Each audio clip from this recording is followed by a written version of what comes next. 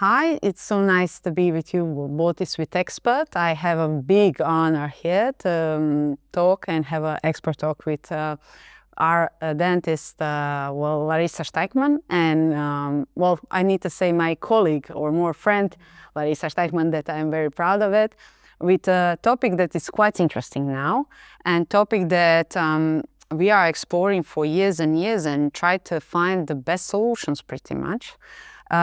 What is very interesting, and our connection came also with your publication, one beautiful publication about socket management.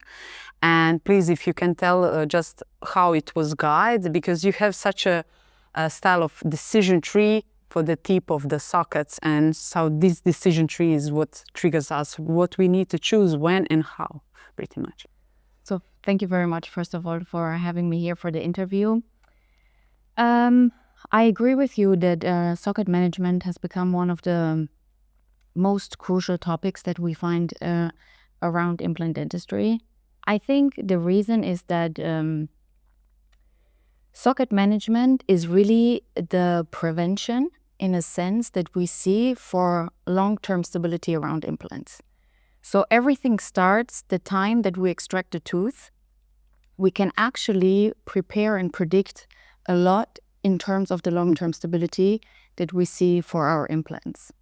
So this is probably the background and the idea that we had for the publication. And what we did is that we looked into the literature and we tried to identify the factors that are the most prominent and the most predictable factors in terms of bone loss after tooth extraction, okay? So in this publication, we identified two factors that are extremely relevant. Okay. These two factors are, first, the bone thickness, which is a predictable factor in terms of volume loss that we're seeing in terms of hard tissue loss. And the second factor is bone dehiscences, okay? So how much of the buccal plate is missing at the time of extraction, okay? So we usually measure it in terms of the length of the root. So we have the crestal margin until the apex of the root, and we see how much of that bone is lost in terms of the buccal plate after the extraction. So we see, is it a third, okay? Is it until 2/3 or more than 2/3, okay? And according to that, we then change our treatment approach. So all of these factors we were trying to bring into this classification and then provide practical treatment options, because at the end of the day, a lot of the times we have classifications where we don't know how to actually treat, right? Yeah. Mm-hmm. So that's usually the problem that we find. So we divided them into 3 different types of socket. Okay. ST1, okay, socket type 1, socket type 2, and socket type 3. Yeah. Okay? A lot of my participants always ask me, is ST standing for Steigmann? We can use it. We can. I always say, you can. I like it, actually. I never thought about this. It's supposed to be socket type, but I like it that you say Steigmann. So then we said, okay, first of all, we want to identify how thick our buccal bone is, and we can do that with probing, with a visual assessment, or a CBCT analysis before the extraction, which is, in my opinion, the most elegant way to approach it. ST2 is looking into fenestrations, because a lot of the times the reason for extraction, if they're not periodontal reasons, they're endodontic reasons. So after we have an extraction, we might find a perforation on the more apical aspect, so we have a fenestration. Yeah. So that's the second diagnosis. And the third diagnosis is ST3, which I just explained. We actually have 3 different types of severities of degrees of dehiscences. So until 1/3, 1/3 to 2/3, or more than 2/3. So having walls, compromise, and not having almost like not having wall. Severity, like mild, moderate, advanced in terms of dehiscences. And so then we provided options on how to identify them. So there's subcategories, okay, that I just explained. And then treatment options on how to treat these sockets. And really, I would say, why is this so important? Because it gives you the possibility after the extraction to really say, okay, what is my socket diagnosis? Because we always talk about diagnosis, soft tissue diagnosis. What's the reason for extraction? What's the patient? And we don't really diagnose our sockets. And I think we should start to diagnose our sockets, okay? Yes. Really identify it. And if you compare this, what will happen if you don't diagnose properly? We know so many publications out saying about resorption of the bone, losing this socket, losing the volume, losing possibility and aesthetics in that area. So if you don't diagnose it first and then do the next steps, results can be very bad in the end. Yes. But people don't realize that at this point, the way that you use your biomaterials, the combinations that you use, and how to actually combine the right bone graft with the right membrane at the time of extraction can have such long-term effects.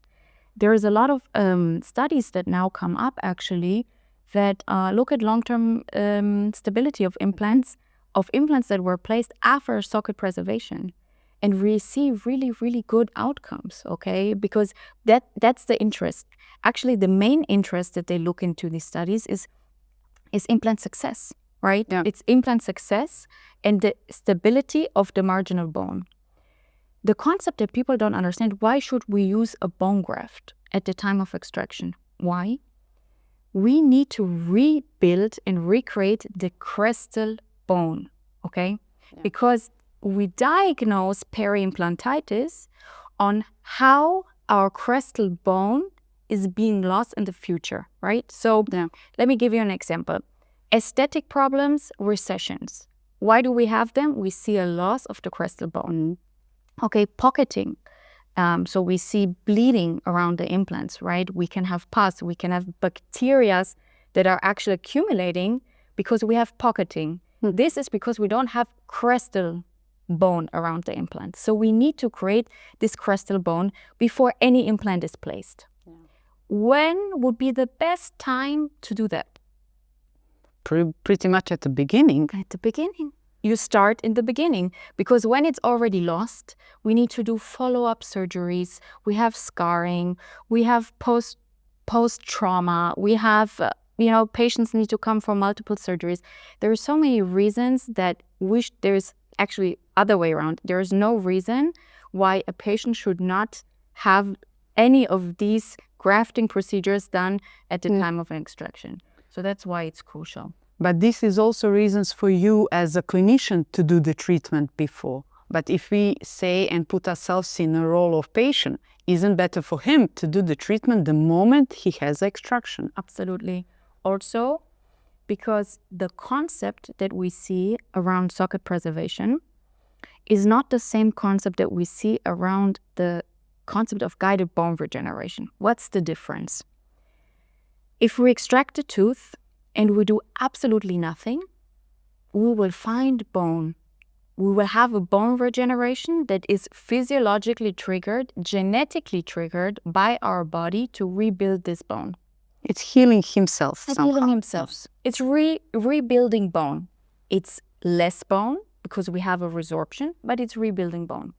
So we have the body actually helping us, right? In that moment, I add bone and the body is coming to help me to build this socket, to build this bone, to build everything that is necessary for an implant.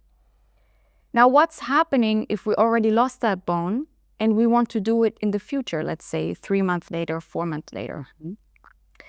Now, if I then add bone, my body is not going to help me.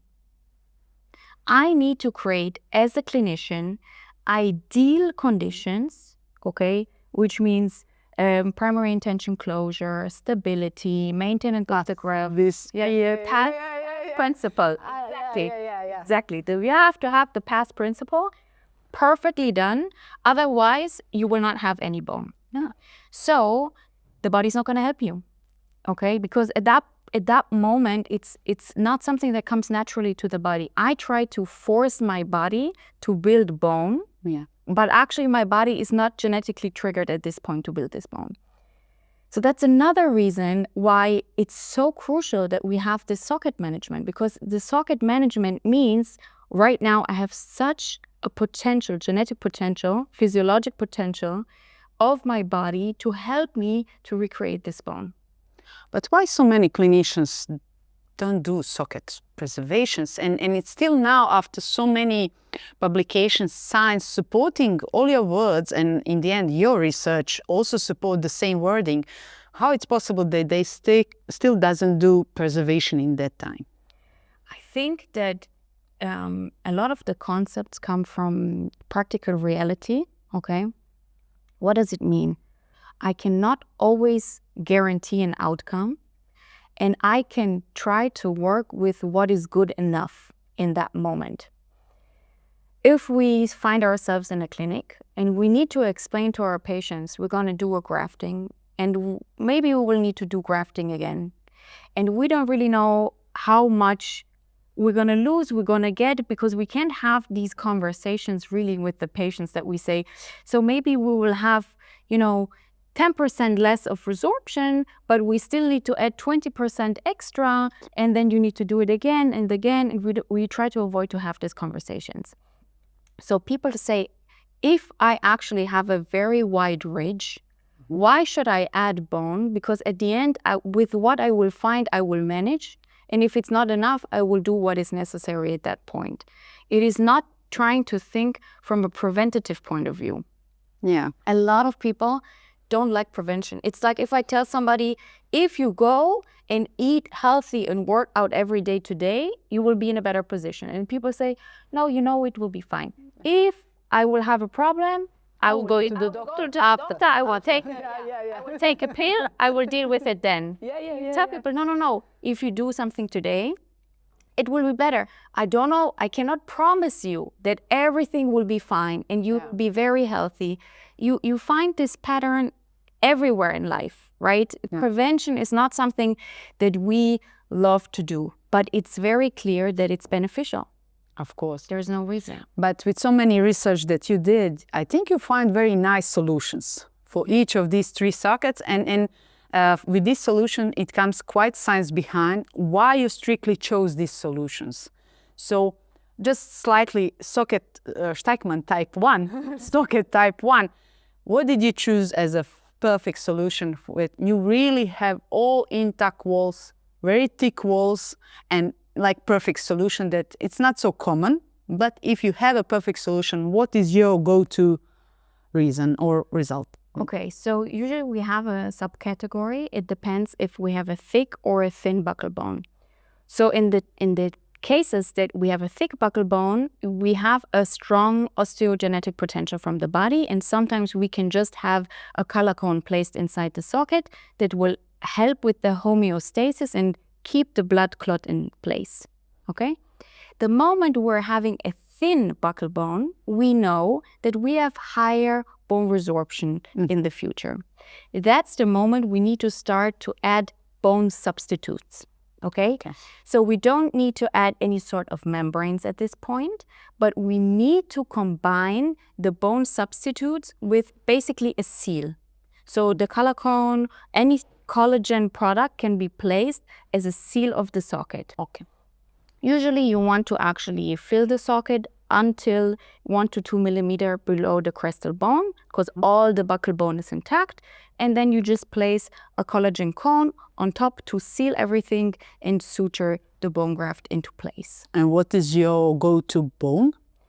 So for me, it is always what I love to work with now is a bone graft that gives me basically a good intrasurgical handling, okay? So what I love to work with is a sticky bone, especially for sockets, okay?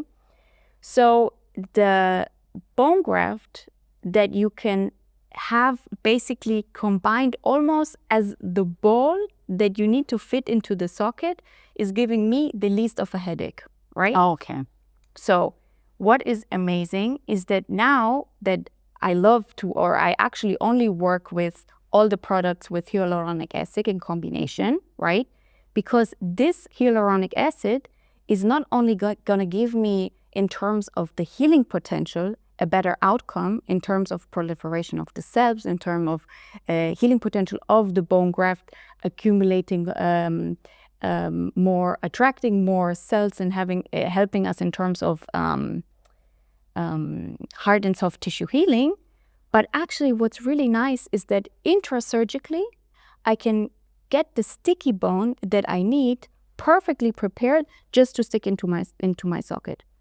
Because what I found myself feeling or having trouble with in the past is that the bone graft would be all over, okay? And the patient would feel it. I would feel like I'm not working very clean. So the combination that we find now with the bone grafts. Now, if we talk about the types of bone grafts, I believe in one concept that is extremely important. If you have the availability for an allograft like MaxGraft, I think that the combination with MaxGraft with a xenograft like cerabone is always the best solution. Okay. Why? Cerabone is going to give you a volume stability over time. It's maybe not going to be resorbed as much by the body, and it's not going to have such an overturn, okay? But it will give us the stability. If you add it together with MaxGraft, you will have the best of both worlds, okay? Like a combo, pretty much your perfect combo. Exactly. Yeah. You have an osteoinductive potential, so you have cell differentiation, great bone turnover, but you also have the volume stability. So you actually combine both of them together. In my opinion, you will always have the best outcomes. When is it extremely important? If you're working in the aesthetic zone, okay? If you find yourself extracting a premolar or even a molar, I think if you just use one type of bone graft, okay, it's sufficient. But the moment that you actually switch into the aesthetic zone, this combination to actually have volume stability together with an osteoinductive potential, it's the best combination. Because pretty much bone resolve and remodulates through your whole life. Exactly. So it's like an organ, we say.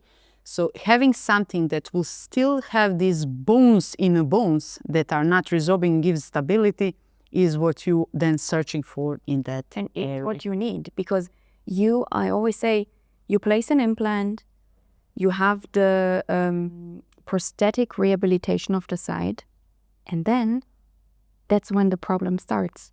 The patient goes home. After 1 year, the patient comes back and says, I already see something. You say, no, don't worry, it will be fine. Then the patient comes back after 3 years. And we as dentists, we don't move. It's not like I'm moving countries or offices. You will find your practice. The patient will find you and say, you did this, and now I start to see something gray. Yeah. And you know that you can control this from the beginning by placing a volume stable bone graft like cerabone in that socket. And like I said, ideally in a combination. Okay. I want to ask you also, when we have, so we were talking about ideal situations, but if we go further and we have some compromised walls or even not having walls, we have problems there. Because we don't have some potential from biological point of view, like you said, and those will build up the bone. But what is then go to your reasons? So now we're entering the more compromised socket. So we're entering in the classification, the ST3 direction, okay? So where we have 3 subcategories, A, B, and C, depending on the severity. Now these cases start to become more challenging because we need to rebuild the missing wall, okay? Completely, yes. Yeah. Because usually we have a very strong osteogenic potential. If we have 4 walls, we know that we have actually cells coming from all sides helping us, okay, to rebuild the bone. The moment it is missing, that's exactly where we need it, exactly on the buccal aspect where we have always the aesthetic problems. We need to actually rebuild this wall, okay? This is the moment we enter the era or the use of membranes, Okay, we have different type of membranes and depending on the type of severity. So you can use collagen membrane for less severe sockets where you have just a missing part of the socket, okay? And if not, you need to start to use non-resorbable membranes. And this is where I love to work with permamem. Oh, okay. Why? Permamem is extremely moldable. It's when you try to hold the permamem membrane, I feel like you have a paper that is, that you can move like this, right? And I can exactly adjust it to the socket that I want, covering up all the socket, tunneling it lingually, and advancing it all the way, covering my buccal aspect, okay? And it's not going to accumulate a lot of bacteria over time, which is usually all the problems that we're seeing. And because we're working around sockets, we don't need primary closure like we need it with any other type of bone grafts. So with the soft tissue and with the closure, we're having already exactly the anatomy that we want for the future, and we have the permamem membrane keeping everything in place. Yeah. Now let's think one step further. What else could I want that is extremely volume stable, that stays exactly in the place where I want it, and is not going to need to be covered, right? Yeah. This would be So this is what I would want another socket management. I mean, this would be my goal, right? Yeah, of course. This would be my goal, to have something that is extremely volume stable, that stays exactly in place, that is rigid, but now it would be also resorbed. Yeah, perfect, because then, to not open it or not cut in soft tissue to remove something, because permanent is non-resorbable. But still great in terms of bacteria adhesion over time. If you give the correct patient instruction, patient management, it's very, very important. We did even a study comparing cytoplasm and permanent, and we figured out, and we were calculating diversity in bacteria. We have such a less of diversity of bacteria and accumulation. Of course, one bacteria comes, then the other, and then they spread like in pieces. It's really on permanent. It's like it's blue, and it's blue, and it stays like that. You can see it. All the patients come back without plug on it, and it doesn't stick even to the bone. It doesn't stick to the soft tissue. So you take it like. Even if you need to remove it after 6 weeks when you have osteoid formation, it's perfect.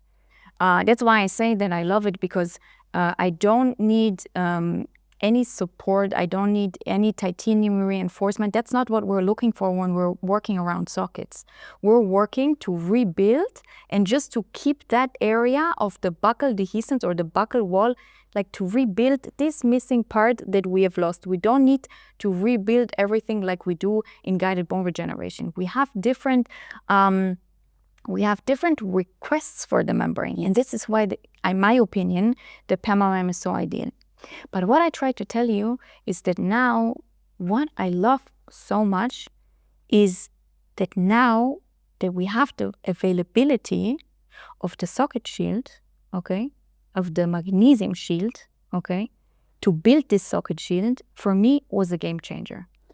This is where our journey came, because we are, as botists, we try to listen clinicians all the time. And this is how we learn. We listen your needs, we try to adjust them from the scientific point of view of biomaterials. And this is how the journey with magnesium started. It was a long journey, but when it came, and then it came with a focus with the socket, we figured out that we changed technique, outcome, results, and possibility just because we change and we have something that is completely different. And this is where our connection will start to be better best friends, because we wrote so many, you wrote so many publications on the topic of it because you fell in love somehow. Yes.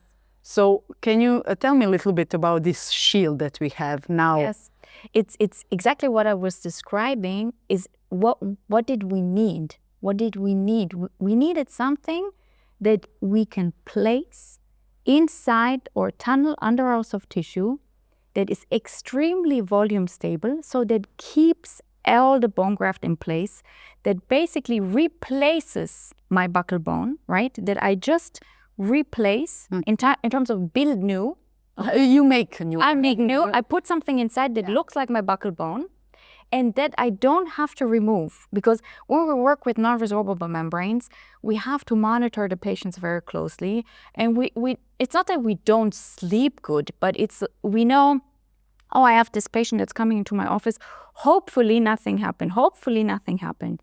If I have a membrane that is resorbable, okay, that is volume stable, that my body recognizes in a way, right?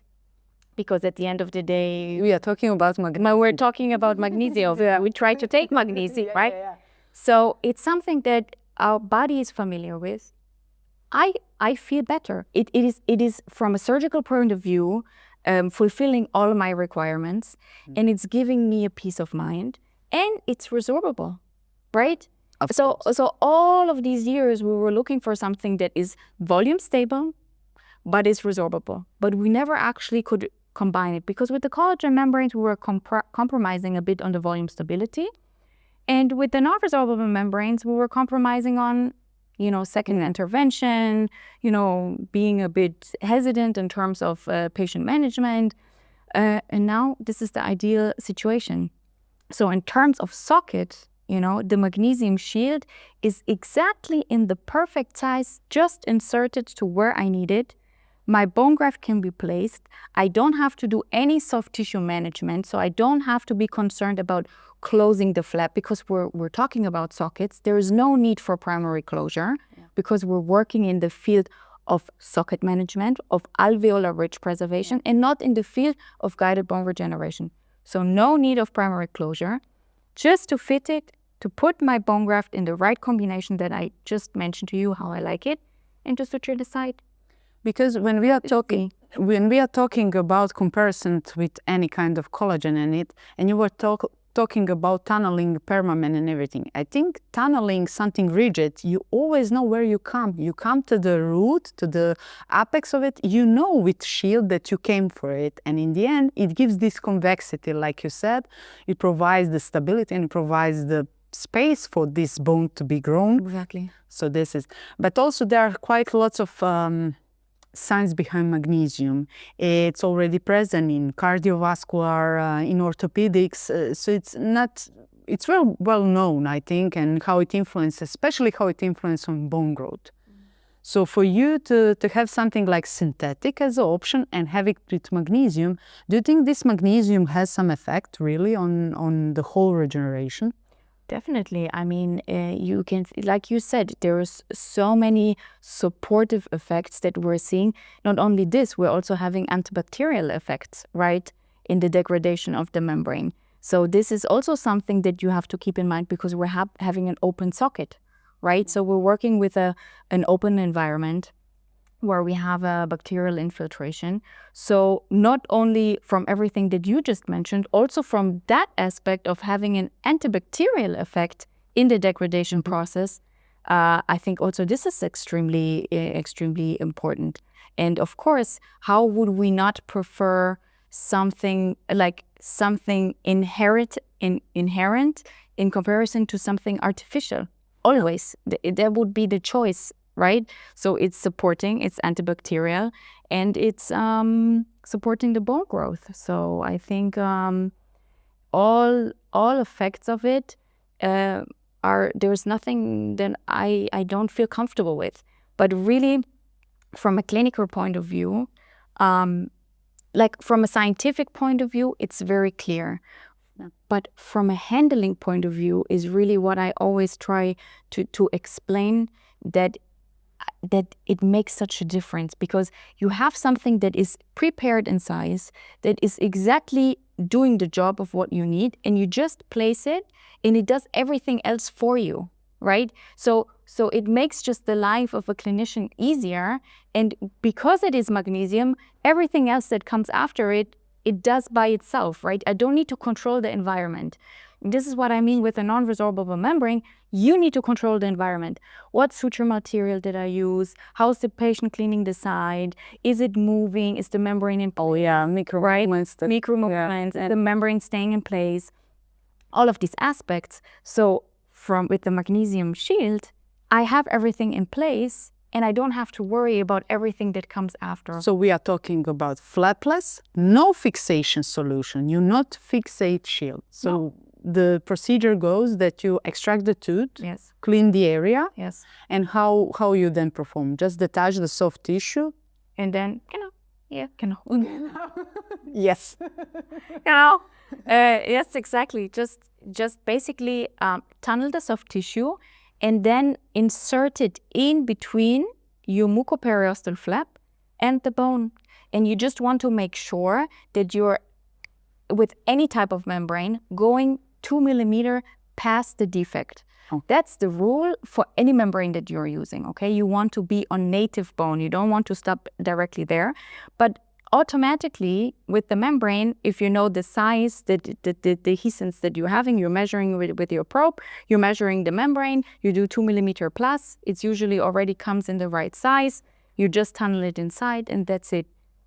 So it's just from a practical point of view, I think that's what we're looking for at the end of the day, right? Because let's say the science we proved already. We know it's working. We know the benefits, and now the clinicians usually ask, how fast?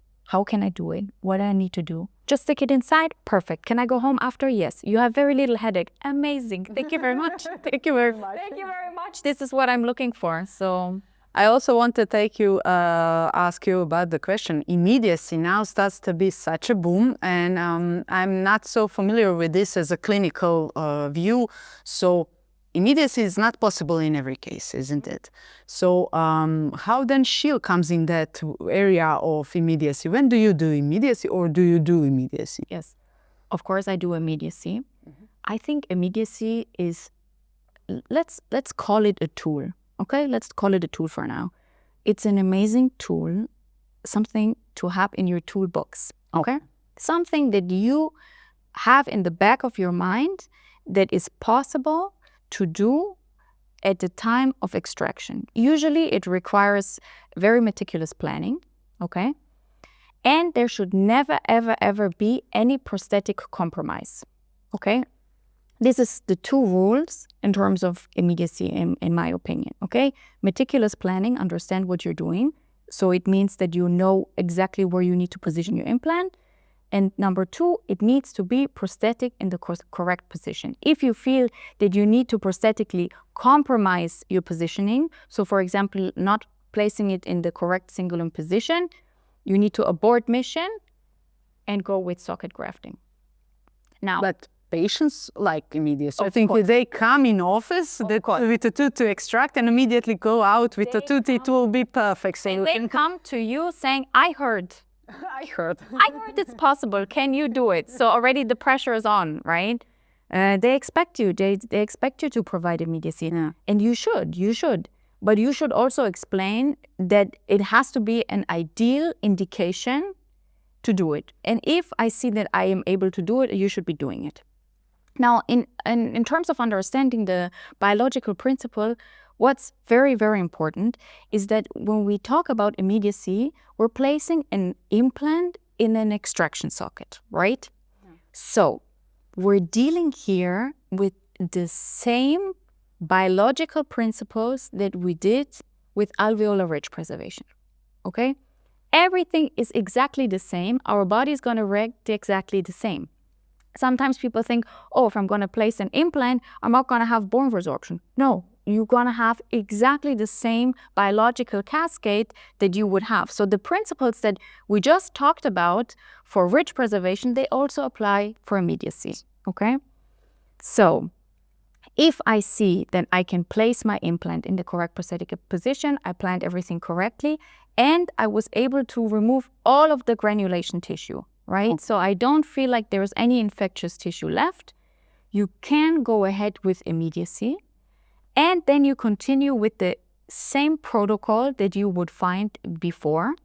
And exactly that, because you just asked about the socket shield, even better, just to place a membrane on the buccal aspect that is missing, filling the remaining space with bone, and just covering the side with a suture, or if you want, even with a collagen collar cone on top, just to kind of have a seal on the side.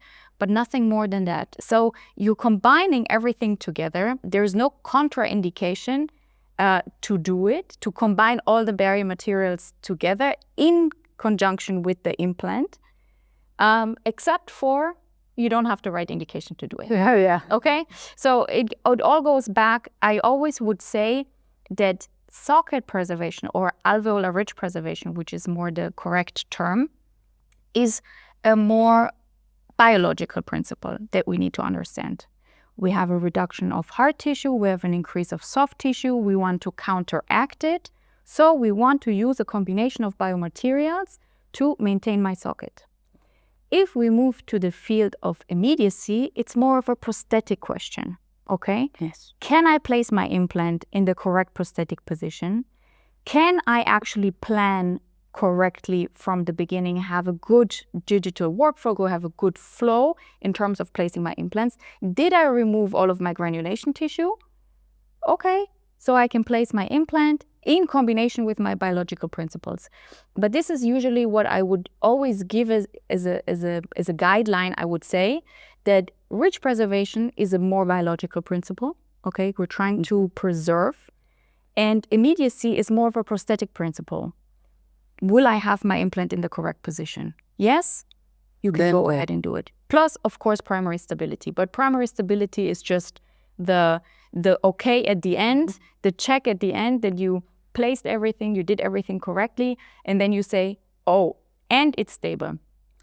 And go-to bone, you said you fulfill always the gap. What is the go-to bone in fulfilling a gap in the situation of immediacy in your case? I would probably go for a volume stable, so for cerabone. I would probably go for cerabone in these areas because we want to maintain this space, which is usually a more compromised space or a smaller space in the area. And the idea should be to have something that stays in place and that is volume stable over time. So cerabone would be my go-to in this case. Thank you so much. You're very welcome.